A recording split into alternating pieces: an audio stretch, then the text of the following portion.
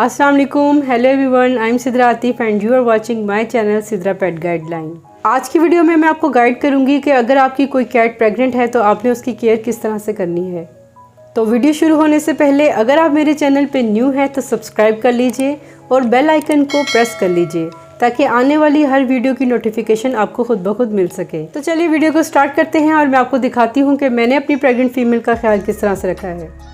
अगर आप प्लान करें कि आपकी कैट जो है ब्रीड करे, इस सीज़न में जो है किटन्स दे, तो मैं आपको सजेस्ट करूंगी कि अगर आपकी कैट फर्स्ट टाइम हीट पे आ रही है 8 या 9 मंथ या 10 मंथ की एज में, तो उसकी हीट को स्किप करवाते रहें जब तक कि उसकी एज 14 मंथ्स ना हो जाए। 14 मंथ्स एज में इसलिए कह रही हूँ क्योंकि 14 मंथ्स एज में उसकी ईयरली वैक्सीन रिपीट होगी और उसकी डिवर्मिंग भी होगी। उसके बाद आप प्लान कर सकते हैं कि आप अपनी कैट को मेट करवाएं और जब भी हीट पे आए और आप उसका क्रॉस करवा के उससे बेबीज़ ले सकते हैं। अगर आप विदाउट वैक्सीनेशन और डिवर्मिंग के एडल्ट कैट की फर्स्ट मीटिंग कोई भी क्रॉस करवाते हैं तो बहुत ज़्यादा चांस है कि उसके किटन्स सारे के सारे एक्सपायर हो जाएं और कोई भी सर्वाइव ना करे। जब आपकी कैट 14 मंथ्स की हो जाती है तो उसकी सालाना वैक्सीन ज़रूरी होती है जो आपको करनी चाहिए। उसके बाद ही आपको उससे बेबीज़ लेने चाहिए, उसको क्रॉस करवाना चाहिए। आप उसकी डिवर्मिंग और वैक्सीन कर लीजिए जो सालाना उसकी वैक्सीन होनी है। वैसे आइडियल एज जो है 18 मंथ्स बोला जाता है। वर्ल्ड रूल है कि आप अपने कैट और डॉग से फ़र्स्ट टाइम ब्रीड 18 मंथ्स में करवाएं, लेकिन आपको फिर भी अगर बहुत ज़्यादा जल्दी है तो आप 14 मंथ्स की एज में वैक्सीन और डिवर्मिंग के बाद उनका क्रॉस करवा सकते हैं। 14 मंथ एज के बाद जब भी वो हीट पे आती है तो उसे फर्स्ट डे ही मेट मत करवाएं, बल्कि सेकंड या थर्ड डे में मेट करवाएं ताकि वो पीक पे हो हीट पे, फिर उसका क्रॉस करवाएं तो कंसीव करने के चांस ज़्यादा होंगे। और आप एक दिन में 4 मेट करवाएं और लगातार 3 दिन तक लाजमी मेट करवाएं। आफ्टर मेटिंग कैट अपनी प्रेगनेंसी को 20 डेज़ के बाद शो करती है। 21 डेज़ से 25 डेज़ में आपको बिल्कुल कंफर्म हो जाएगा कि आपकी कैट जो है प्रेग्नेंट है। उसके जो निपल्स हैं उनके कलर डार्क पिंक कलर के हो जाएंगे, जैसे कि शॉकिंग पिंक कलर होता है, और उसके फेस पे, उसके बेली में आपको स्वेलिंग भी फील होगी। कैट्स नॉर्मली 58 डेज़ से 67 डेज़ के अंदर कभी भी किटन्स को डिलीवर कर सकती हैं, तो इन डेज़ में ख़ास कर इन्हें अपनी नज़र में रखें। 20 डेज़ के बाद जब आपको कंफर्म हो जाता है कि आपकी कैट प्रेग्नेंट है तो आप उसे मल्टीविटामिन लाजमी शुरू करवा दें। फीफोलविट बहुत अच्छे मल्टीविटामिन हैं जिसमें आयरन, विटामिन, फोलिक एसिड सब मौजूद हैं। प्रेगनेंसी के दौरान अक्सर कैट को वॉमिटिंग की कैफियत रहती है तो मोटिलियम सिरप आप उसे दे सकते हैं, लेकिन जब भी आपकी कैट कोई भी नॉर्मल कंडीशन में भी वॉमिटिंग करें तो एक बात का ख्याल रखें कि उससे पहले वॉमिटिंग सारी करने दें, क्योंकि ये इनके अंदर उनका फूड बिल्कुल पॉइजन बन चुका होता है। इनको पहले बाहर निकालने दें। अगर आप इसे रोकने के लिए फ़ौरन मेडिसिन देते हैं तो आप इसके पॉइजन को यानी कि अंदर ही स्टोमिक में रहने देते हैं तो इनकी सेहत के लिए बहुत नुकसानदेह है। और इसको पहले वॉमिटिंग करके हल्का होने दें, उसके बाद आप कोई मेडिकेशन कर सकते हैं। कैट जब वॉमिटिंग कर ले तो आपने कम से कम 10 घंटे तक उसको कोई भी फूड ऑफ़र नहीं करना है। आपकी कैट खुद ब खुद ठीक हो जाएगी। अगर उसके बाद भी उसकी तबीयत अपसेट रहती है, 10 घंटे बाद आप उसे खाना देते हैं और फिर भी उससे वॉमिटिंग होती है तो आप उसे एंटीबायोटिक भी दे सकते हैं, जिसमें एजोमॉक्स बहुत सेफ एंटीबायोटिक है। ये सिरप 2 ml तक आप एडल्ट कैट को दे सकते हैं और आपने पूरे दिन में एक बार इसको ये देना है। जब आपको कंफर्म हो जाता है कि आपकी कैट प्रेग्नेंट है तो आप उसे आउटडोर बिल्कुल मत जाने दें, उसे बिल्कुल इंडोर रखें। और इंडोर भी अगर आपने कुछ ऐसा फर्नीचर, कुछ ऐसा सेटअप कर रखा है जो बहुत ज़्यादा ऊंचा है, वहाँ से आपकी कैट जंप ना करें, ये इसके लिए बिल्कुल भी सेफ़ नहीं है। किसी भी ऊंची जगह पर उसे ना सोने दें और ना ही उसे वहाँ पे जंप करने दें। उसे ऐसे रूम में रखें जहाँ पे ऐसी कोई भी फर्नीचर की चीज़ नहीं पड़ी जिस पे वो चढ़कर सो जाए या उस पर चढ़कर प्ले करने की कोशिश करे और उधर से जंप करे। ये उसके लिए बिल्कुल भी सेफ़ नहीं है। सोफ़े से जंप करना, बेड से जंप करना कोई भी नुकसानदेह बात नहीं है। इतना सा जंप कैट ले सकती है, ये इसके लिए सेफ़ है, लेकिन बहुत ज़्यादा हाई जंप लेना प्रेगनेंसी में इसके लिए बिल्कुल सेफ़ नहीं है। तो आप अपनी कैट को ऐसे रूम में रखें जहाँ पे सिर्फ आपने ऐसी ही चीज़ें रखी हों जिस पर चढ़कर अगर वो जंप करे तो वो उसके लिए नुकसानदेह ना हो। ऐसी चीज़ें जो बहुत ज़्यादा जिस पे चढ़कर वो हाई जंप कर सकती है तो इन चीज़ों से आप अवॉइड कीजिए। अब मैं आपको गाइड करूँगी कि आपने अपनी कैट को पिकअप कैसे करना है, उसे होल्ड कैसे करना है। पेट से कभी भी अपनी कैट को आपने प्रेगनेंसी में नहीं पकड़ना है और ऐसी 3 जगह हैं जहाँ से आप कभी भी उसे नॉर्मली भी ना उठाया करें। एक तो फ्रंट लेग से उसको मत खींच के उठाया करें, उसके स्क्रफ से उसको मत खींचा करें, वहाँ से मसल्स डैमेज हो सकते हैं। और इसके पेट से नॉर्मली भी इसको मत उठाया करें। कैट को सही तरह से होल्ड करने का, पिकअप करने का तरीका ये है जो कि तस्वीर में शो हो रहा है। आप इस तरह से अपनी कैट को उठाया करें और इस तरह से आप अपनी कैट को शोल्डर पे भी रखकर उससे जो है पेटिंग कर सकते हैं, उसे प्यार कर सकते हैं। गोद में रखकर आप उसे प्यार कर सकते हैं। कम से कम अपनी कैट को प्रेगनेंसी में उठाएं। आपके बच्चे जब उठाते हैं कैट को प्रेगनेंसी में, बहुत ज़्यादा उन पर नज़र रखें कि वो गलत तरीके से उन्हें ना उठाएं। कैट जब प्रेग्नेंट होती है तो आप उसे हर तरह की चीज़ खिलाएं जो उसके लिए न्यूट्रिशन के लिए उसके लिए बहुत अच्छी है। अगर आपकी कैट थोड़ी नखरे करती है और खाने में आपको तंग करती है तो आप इस तरह की चीज़ें घर में लेके ज़रूर रखें। ये फीडिंग बोतल है और इस सिलिकॉन से बना हुआ इसका स्पून है। मैंने एक फीडिंग बोतल और भी ली थी लेकिन इसका स्पून प्लास्टिक का बहुत हार्ड था, कैट ने इससे बिल्कुल भी नहीं खाया। मैंने अब दूसरा जो है ट्राई किया जिसका सिलिकॉन का स्पून बना हुआ था और बहुत ही सॉफ्ट था और खिलाते हुए इसके मुंह में ये ज़ोर से नहीं लग रहा था और इसने बहुत शौक से इससे जो है खाया है। मैंने ये पूरे दिन का इसका एक फूड बना के मील रखा होता है और मैं दिन में 2 बार इसको देती हूँ। और इसमें है चिकन, अंडा, ओट्स आपकी मर्ज़ी है डाल सकते हैं या राइस आप डाल सकते हैं। इसमें कलेजी एक है, चिकन की कुछ पीसीज हैं और इसमें अंडा है। तो मेरी कैट जो है बॉइल्ड चिकन और कोई भी ब्लेंड हुआ हुआ चिकन ये बिल्कुल भी नहीं खाती है, इवन के श्रेड चिकन भी नहीं खाती है। तो मुझे इसको ये देना है प्रेगनेंसी में क्योंकि प्रोटीन, हाई प्रोटीन डाइट लेना इसके लिए बहुत ज़्यादा अच्छा है। कुछ फूड ऐसे हैं जो कि आपको इस तरह से भी देने पड़ सकते हैं, कुछ फूड ऐसे हैं जो कैट खुद शौक से खा लेती है प्रेगनेंसी में भी। लेकिन कुछ ऐसी डाइट हैं जैसे कि हाई प्रोटीन डाइट देना बहुत ज़्यादा ज़रूरी है। चिकन में आप वेजिटेबल भी ऐड कर सकते हैं, आलू, मटर, गाजर इनके लिए बहुत ज़्यादा अच्छे हैं। तो आप इसको भी श्रेड करके भी दे सकते हैं। आपकी कैट जिस तरह से पसंद करती है आप उसे दें, ब्लेंड किया हुआ या श्रेड किया हुआ। अपनी कैट के फूड में फ़िश ऑयल का इस्तेमाल लाजमी करें। उसमें ओमेगा 3 फैटी एसिड और ओमेगा 6 फैटी एसिड मौजूद होते हैं जो कि आपकी कैट की हेल्थ के लिए बहुत ही ज़्यादा बेनिफिशियल हैं। उनकी कोट को हेल्दी करते हैं, उनकी स्किन को हेल्दी बनाते हैं और इंटरनली भी उन्हें बहुत हेल्दी करते हैं। इसके अलावा ऑलिव ऑयल और कोकोनट का इस्तेमाल भी लाजमी करें। ऑलिव ऑयल में भी ओमेगा 3 और ओमेगा 6 फैटी एसिड मौजूद होते हैं। इसके अलावा विटामिन ई, ए, के, आयरन, कैल्शियम, मैग्नीशियम, पोटेशियम इसमें मौजूद होता है। इसके अलावा कोकोनट ऑयल में भी बहुत से विटामिन हैं, vitamin E, vitamin C, vitamin B3, B5, B6 इसमें मौजूद है। ये सब आपकी कैट की हेल्थ के लिए बहुत ही ज़्यादा फ़ायदेमंद हैं।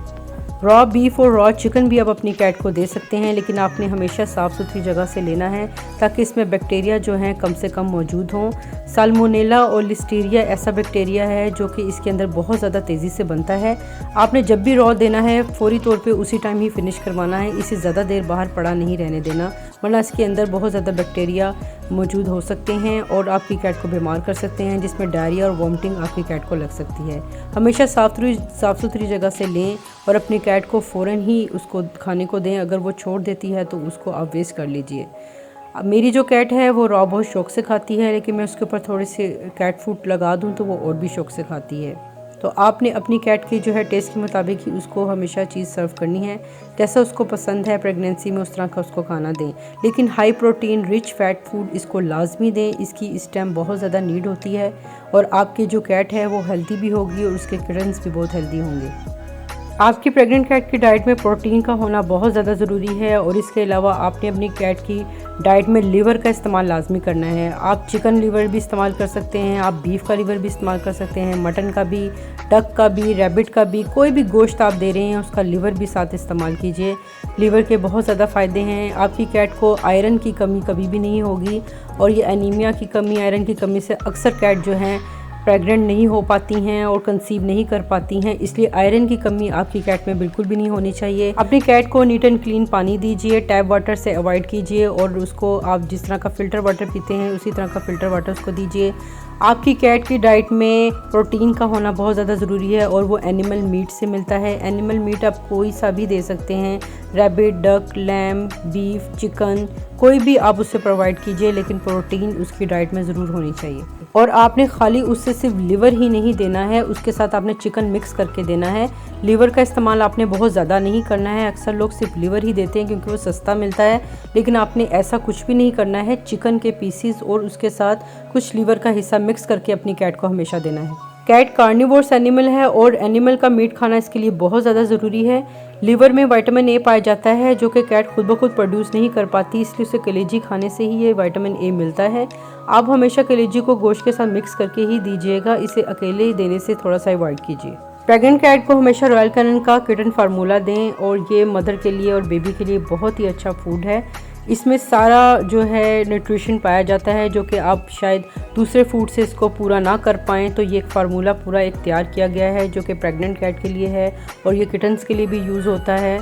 तो ये हेल्थ के लिए इनकी बहुत ज़्यादा अच्छा है। तो अपनी प्रेगनेंसी में कैट को जो है बेबी और मदर वाला किटन फार्मूला दीजिए। हमेशा प्रेगनेंसी में रिच प्रोटीन डाइट की ज़रूरत कैट को रहती है, रिच विटामिन्स और इसी तरह इसमें मिनरल्स विटामिन्स बहुत ही ज़्यादा हैं। अपने जो है कैट को किटन फार्मूले पे शिफ्ट कर लिया करें जब भी वो प्रेग्नेंट होती है। और आपने कैट फूड को कभी भी ड्राई नहीं देना है। अपनी कैट को कॉन्स्टिपेशन से आपने बचा के रखना है। प्रेगनेंसी में कॉन्स्टिपेशन उसके लिए बहुत ज़्यादा नुकसानदेह साबित हो सकती है, इसलिए अपनी कैट को हमेशा पानी में सोख करके जो है फूड को दें। वैसे भी आप जो है हैबिट बना के रखें अपने पेट की कि वो उसको जो है ड्राई ना दीजिए, उसको हमेशा पानी में सोख करके दीजिए ताकि कॉन्स्टिपेशन उसको बिल्कुल भी ना हो। प्रेग्नेंट कैट की नेस्टिंग आप पहले से तैयार करके रखें और उसको उसकी जगह दिखाएं कि वो जहाँ पे जाकर बैठा करे और उसे कंफर्टेबल फील हो। मैंने इसके लिए एक आयरन का केज लिया है और मैं वुडन केज जो है आपको कहूँगी कि वो आप बिल्कुल बाय ना करें, क्योंकि उसको वॉश करना, उसको साफ़ करना अब बहुत मुश्किल काम है और वो ख़राब भी हो जाता है। आयरन का केज जो है वो आप क्लीन भी कर सकते हैं, नीट रख सकते हैं और इससे आपकी कैट को जो है हाइजीन के लिए बहुत अच्छा है, उसको फंगल एलर्जी नहीं होगी। लेकिन वुडन केज जो है आप साफ़ नहीं कर सकते, धो नहीं सकते, क्लीन नहीं कर सकते, तो उसमें फंगल एलर्जी के बहुत ज़्यादा चांस हैं। इसलिए आप आयरन का केज लीजिए। मैंने ये व्हील वाला केज लिया है, इसे मैं कहीं पे भी मूव कर सकती हूँ। जहाँ मेरी कैट कंफर्टेबल होगी मैं इसे वहाँ पे रखूँगी। जब ये बेबीज़ देगी तो मैं अब उसी रूम में जो है आराम से शिफ्ट कर लूँगी।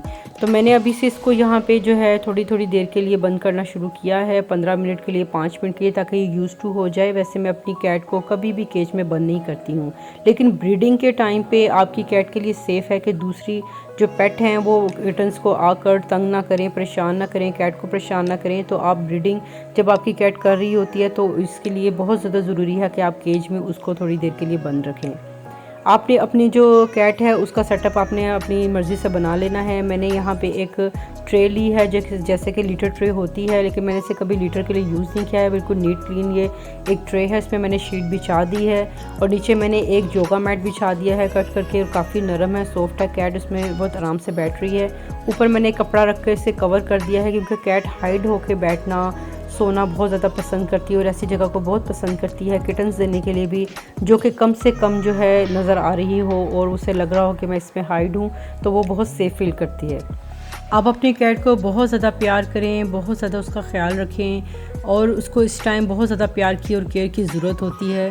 अपनी कैट को बार बार प्यार किया करें, उसका स्ट्रेस रिलीव होता है और कैट ये जो है बहुत ज़्यादा स्ट्रेस लेती हैं, इसलिए आप जितना उसको प्यार करेंगे उतना उसका स्ट्रेस जो है वो नहीं आएगा उस पर और वो बहुत ज़्यादा कंफर्टेबल फील करेगी।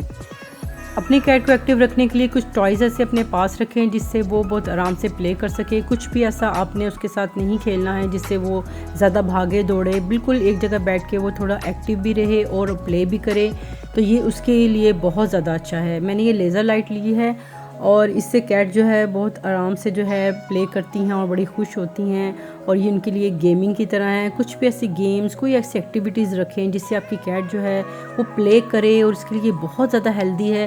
बिल्कुल एक जगह बैठी ना रहे, स्लो ना हो, लेकिन बहुत ज़्यादा भाग दौड़ आपने उससे नहीं करवानी है, लेकिन प्ले आपने उससे लाजमी करवाना है।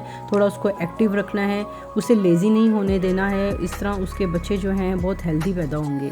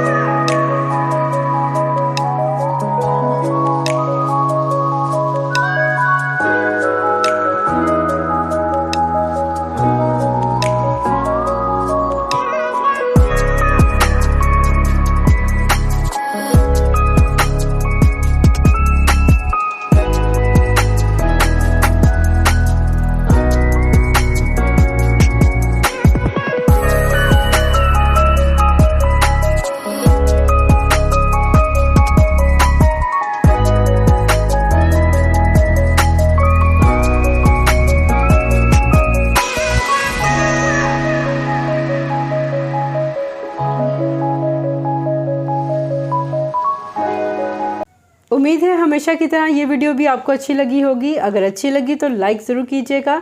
अगर इस वीडियो से रिलेटेड आपको मुझसे कोई भी क्वेश्चन करना है तो आप कमेंट करके मुझसे पूछ सकते हैं। मैं इसका रिप्लाई आपको इंशाल्लाह ज़रूर दूंगी। मिलते हैं फिर नेक्स्ट वीडियो में। अल्लाह हाफिज़।